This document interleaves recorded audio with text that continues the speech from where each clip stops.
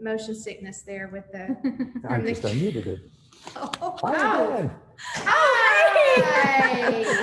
Yeah, Can you hear us now? there's nothing wrong with your hearing. We were, our microphone was muted. Sorry about that. So. Practicing our Little, yeah, we got a Still new working the camera bugs thing out of going. this Yeah, this is a new thing. We're gonna have a lot of camera moving today. So if you haven't taken your Dramamine yet, you might think about doing that. Step away, we'll wait. Yeah, we'll proceed slowly.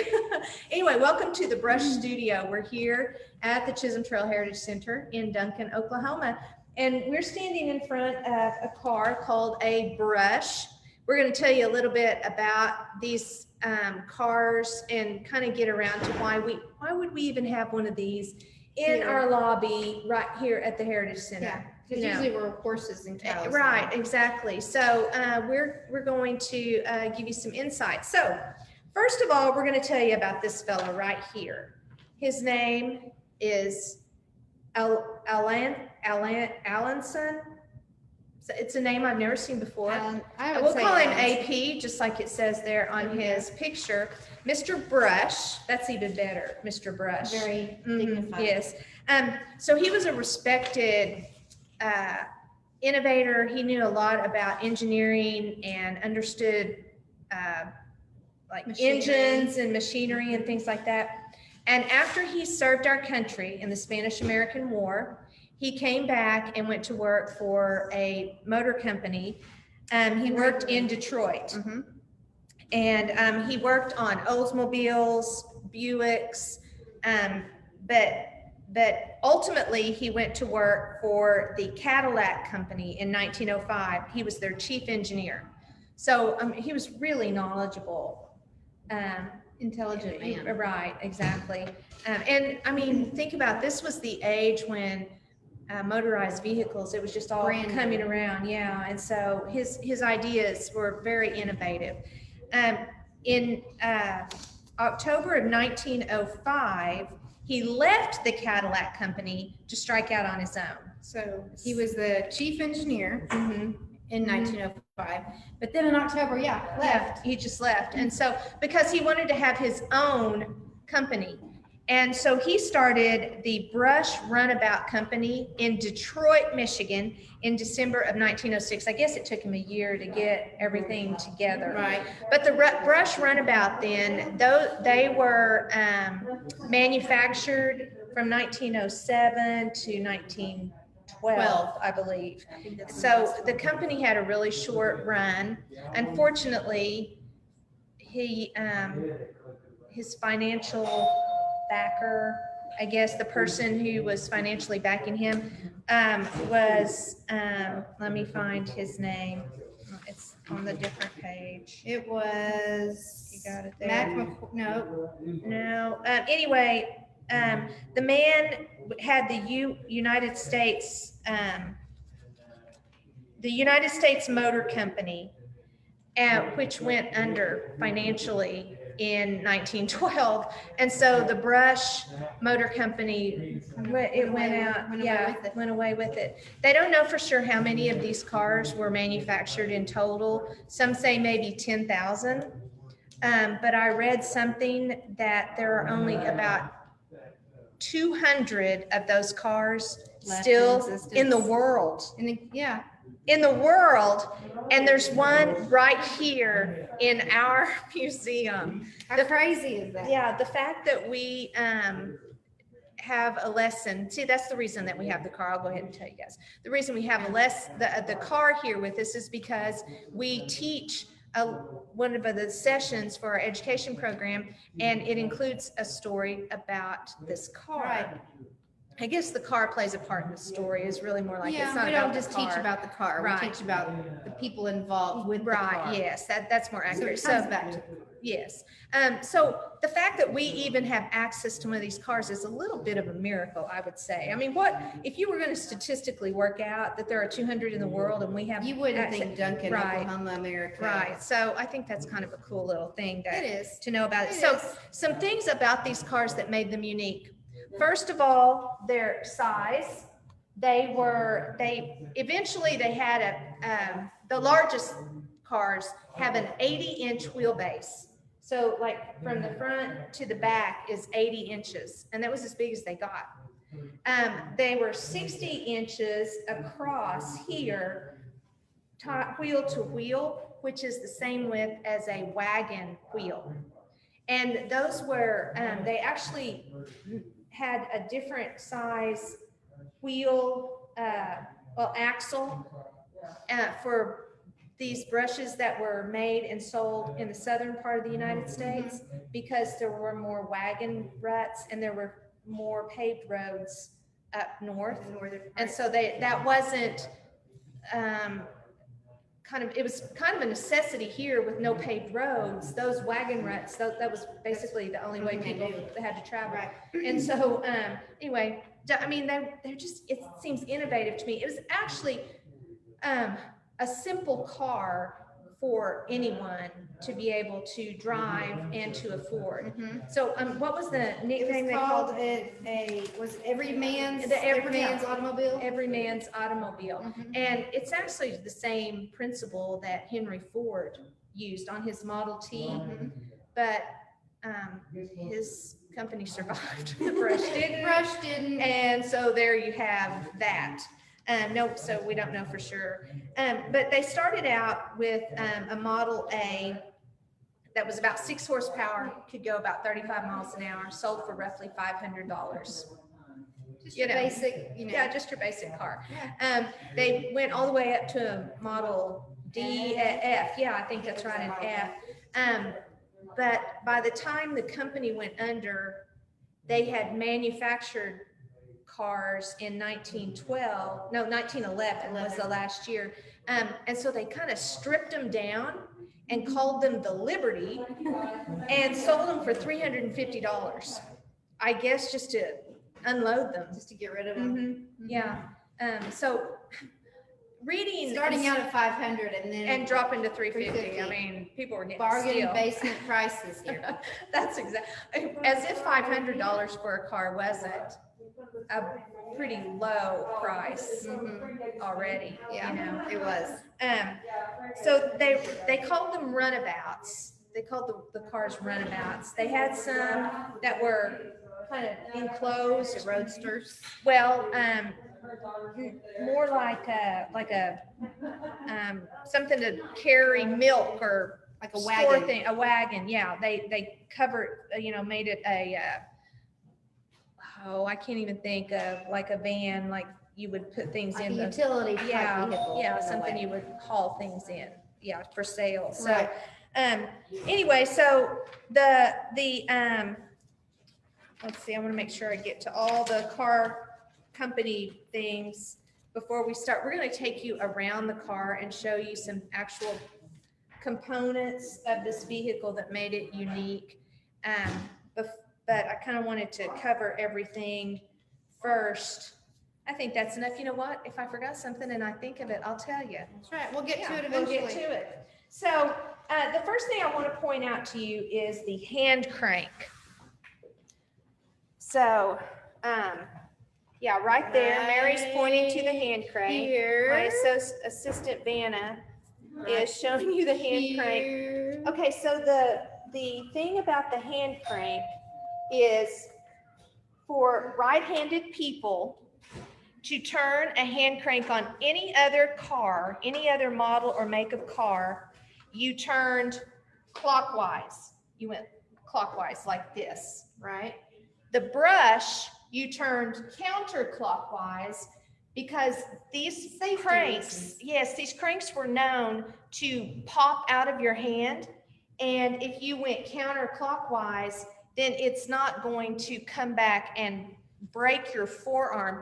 I read that there were a lot of injuries, dislocated thumbs and broken forearms were the most common injury from the crank. So really, I think probably standing on the side Mary's standing on and going counterclockwise, you can see how it would, but like do the arm movement, like if you were Going gonna counterclockwise. so up and around, yeah. So it'd snap it out of your arm and go away from you instead of back towards you. Right. And so that was a really good safety feature that they put on this. The only vehicle I read about that was like that. So if you're going to check under the hood, You pull up to the station and the guy says, "Can I check under the hood for you?" Well, it takes a little more effort than the cars that we have today. So you just lift that hood right off, just like that. And then you can see inside, and you can see this one cylinder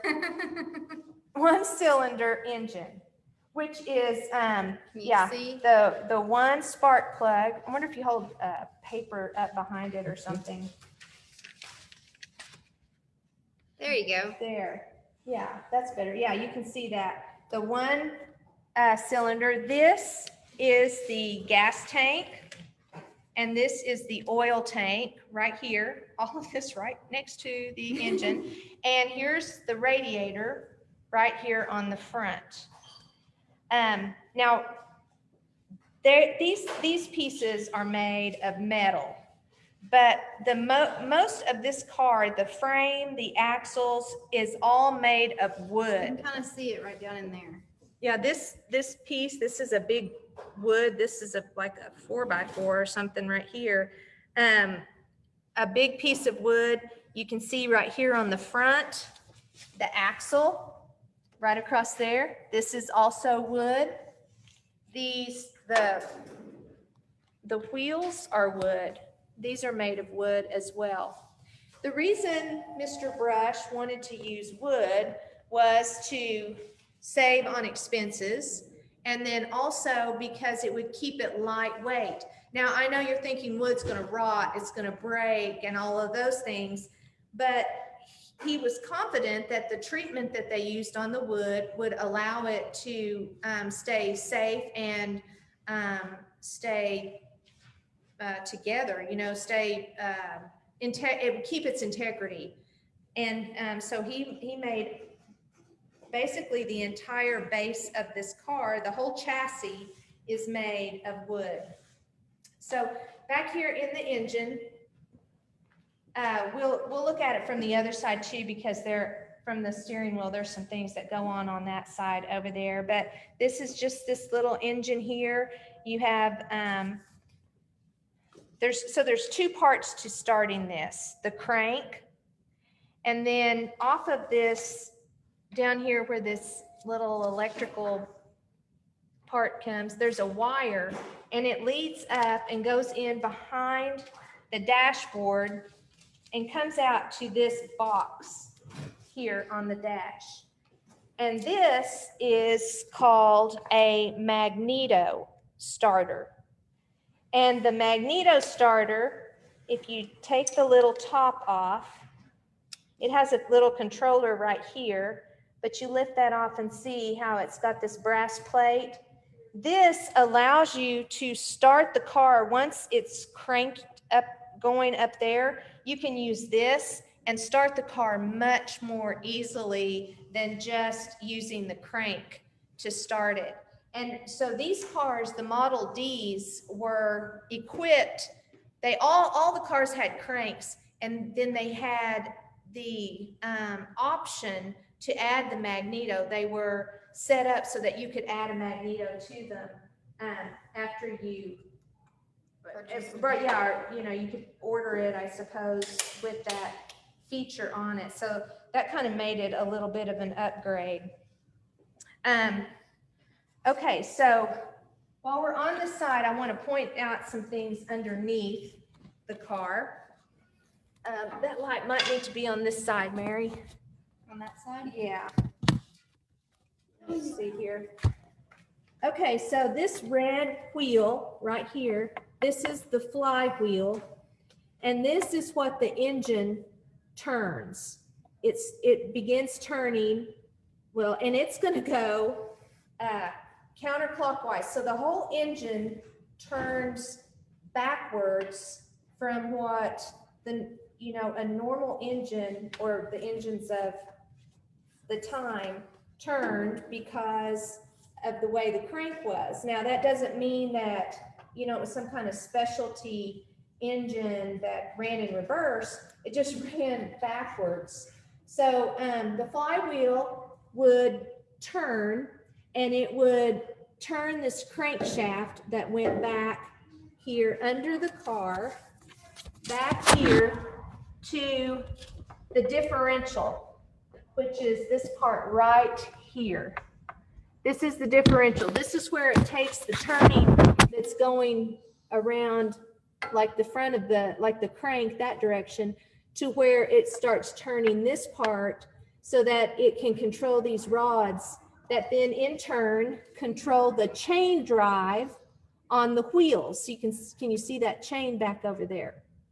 So another interesting part of this car, I guess design of this car, is that it actually has two separate chain drives on the back wheels. That was generally saved for a much larger vehicle, but Mr. Brush saw that this was a really good idea because it made this car more stable and yeah, its driving capabilities. This car was known for doing things like going up Pikes Peak, and the car ran about 30, maxed out about 35 miles an hour. Some said 40. There were some people said you could push it as high as 50 miles an hour. Yeah. But nobody, I read, 35 is more realistic. yeah, nobody wants to ride in one of these at 50 miles an hour No. on a dirt road. No. So I was in my mind trying to figure out, so it was a 10 horsepower engine. Well, I was talking to Kevin about it. Yeah, you know, as I said, I'm not a mechanic. And he said that like his riding lawnmower is about a 20 horsepower.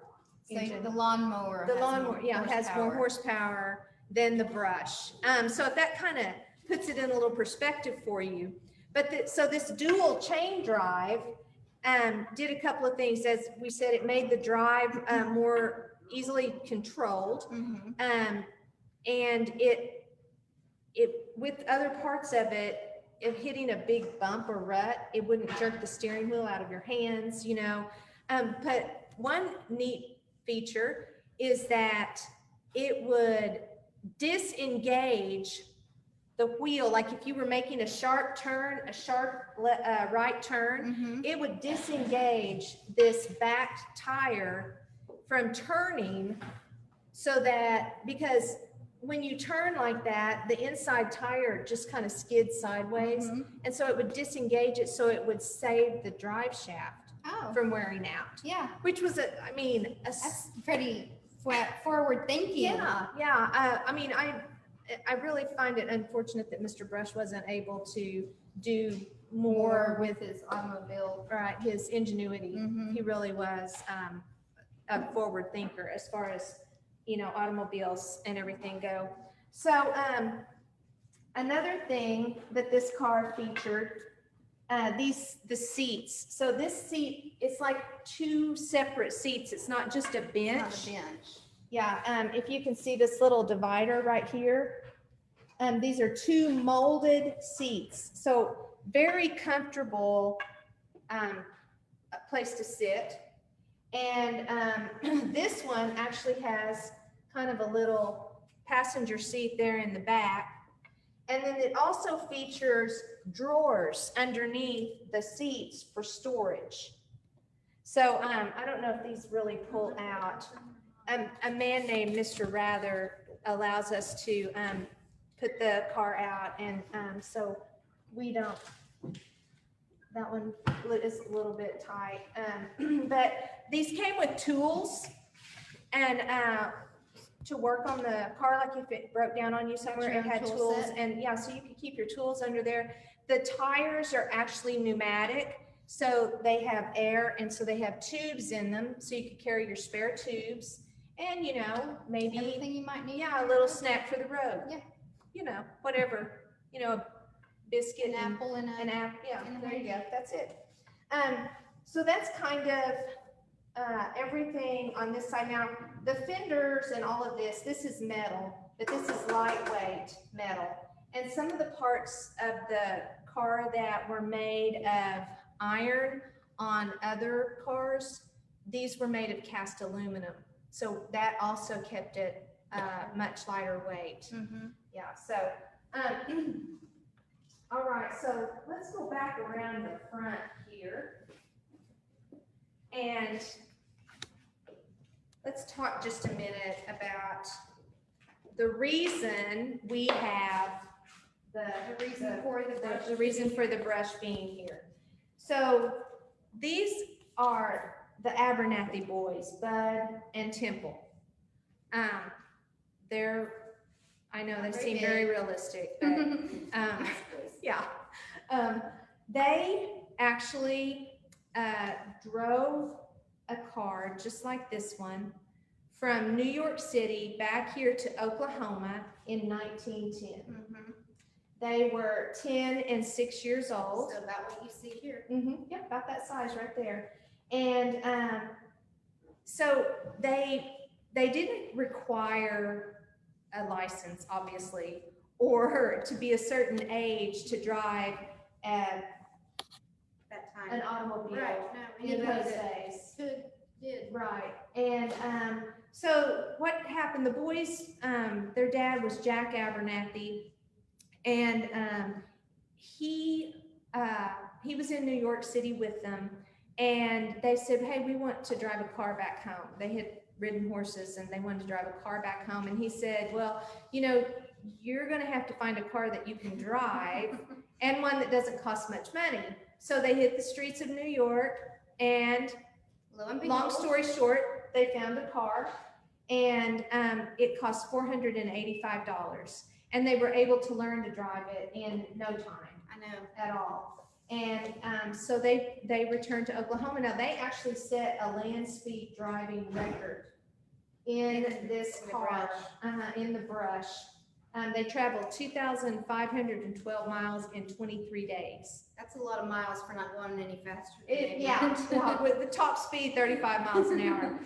But the unique thing, again, about this car was its ability to maneuver over any type of They weren't terrain. paved road. I mean, Right, yeah, it's just- the paved roads of those days were brick. And so, you know, those are in cities. They were not in, yeah. How much fun would that have been to ride? Oh, that made me think, I'll point that out in just a minute, the shock system that they had on this. So, anyway, Bud and Temple drove this car.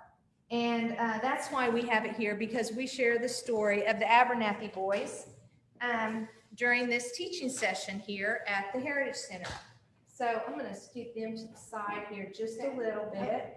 And Scott, I'm going to ask you, Scott's the cameraman, by the way. You guys want to say hi to Scott? He's saying, yes, I am. That's him.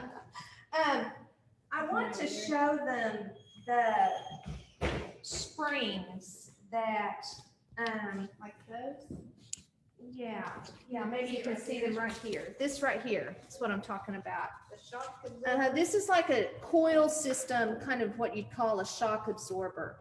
And the unique thing about this spring that was on the brush is that it was, rather than being a compression system, it was a tension system.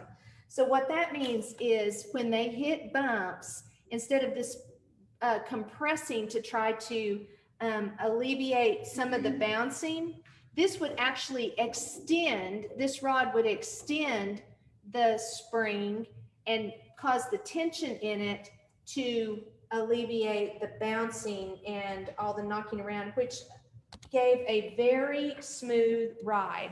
I mean, that is one thing that people talked about was what a smooth ride this car provided. So, I mean, just one feature after another. Aren't you just so impressed? All for $500. All this can be yours for a $485. That's right. So this is one of the headlights, and the car featured 2 headlights and 1 rear light, and these were controlled, or not controlled, but powered by acetylene. And I'll show you where that tank was placed on the car here in just a minute. But so they had headlights. They could drive at night, although considering the terrain that you were having to drive over, Probably not. yeah, I'm not sure that that would be Idea. something you'd really want to do.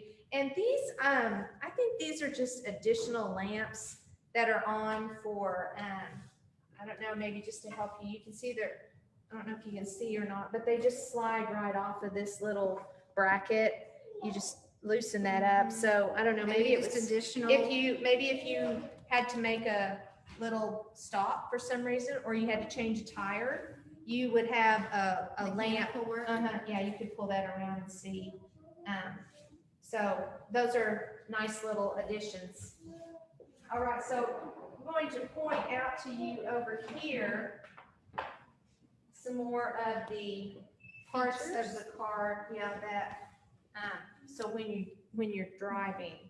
First of all, I mean, can't you see why a 6-year-old and 10-year-old boy would think this was just the greatest thing in the world?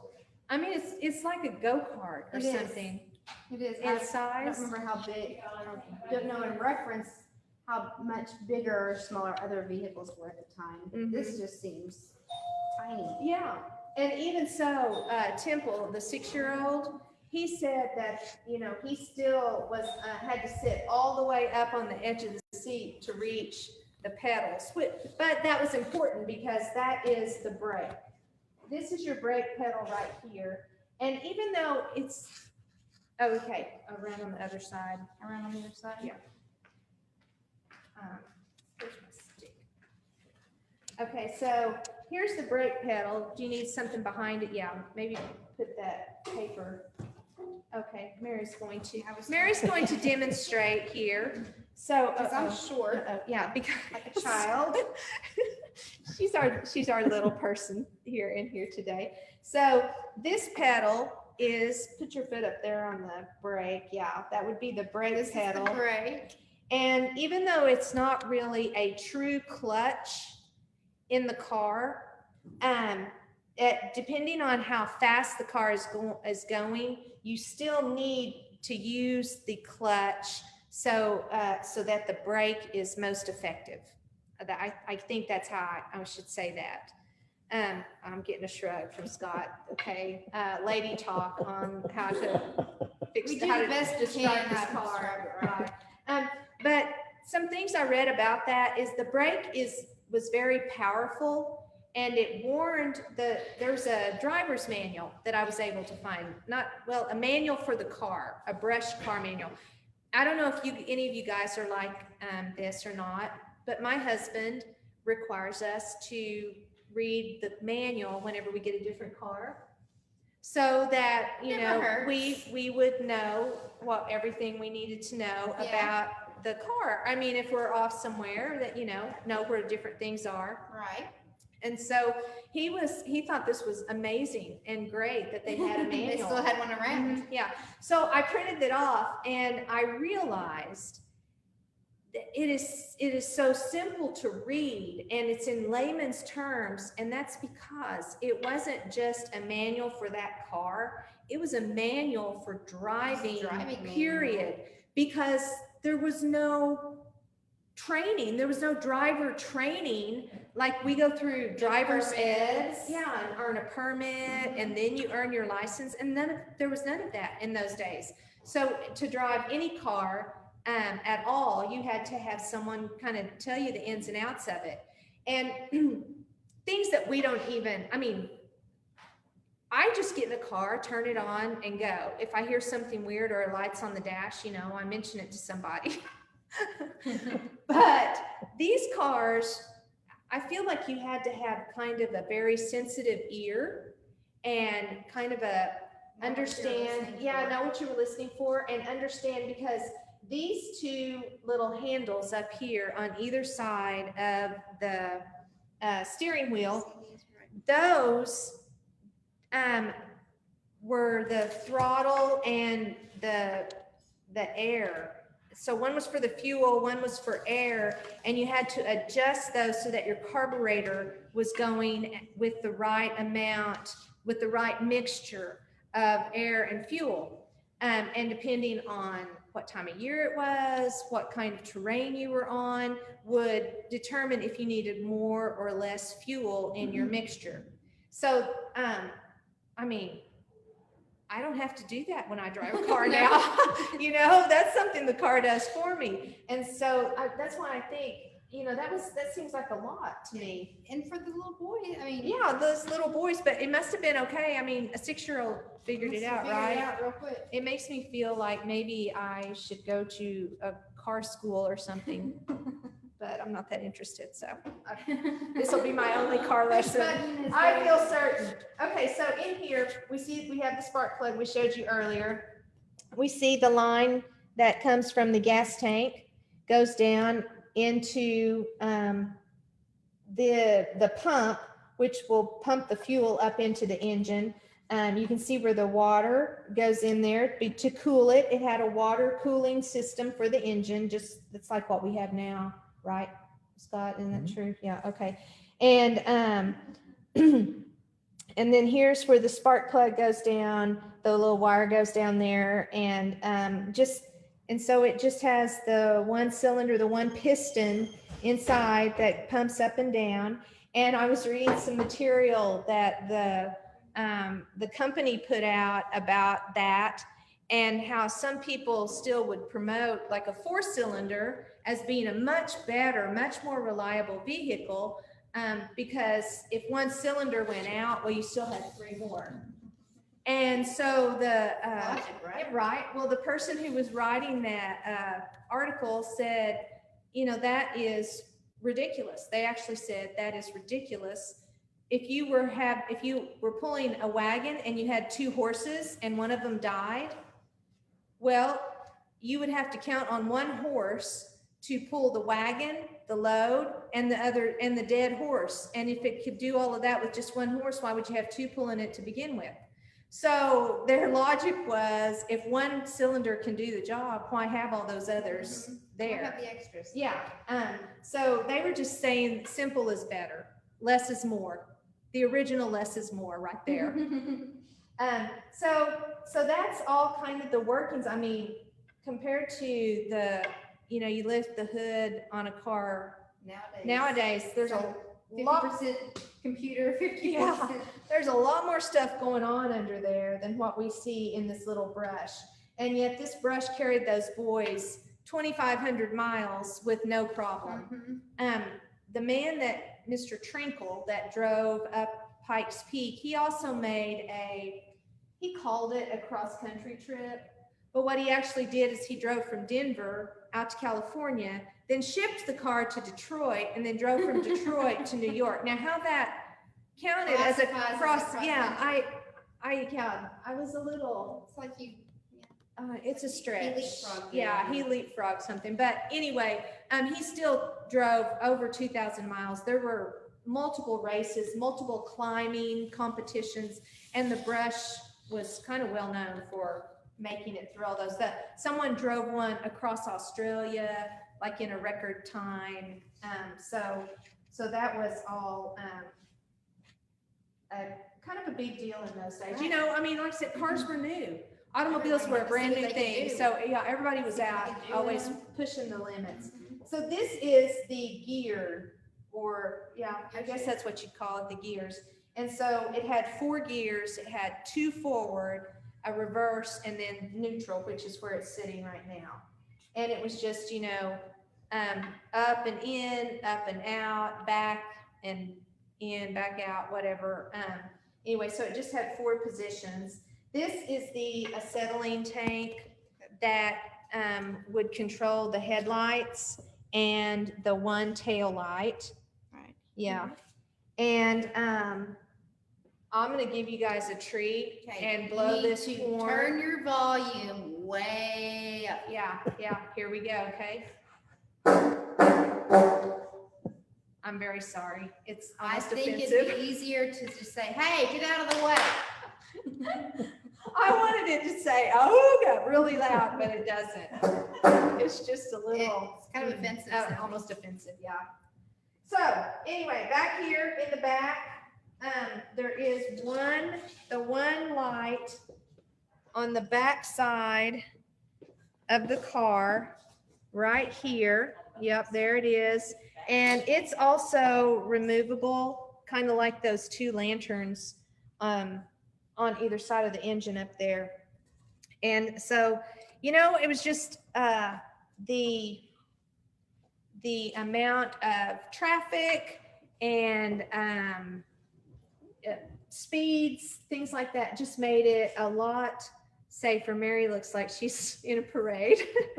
Made it just a lot, safer to drive. And so just one little tail light like that was probably enough, There probably weren't many vehicles on the road at the Right, time. right. That's kind of what I think too. Now, Mr. Rather actually has a tag on this. So that makes me think that Maybe maybe it it's drivable on the streets. Does he drive this in the parade? I don't know. I'm not sure. He has a current tag on it though, so That makes you think that maybe it is street. yeah, it might be. So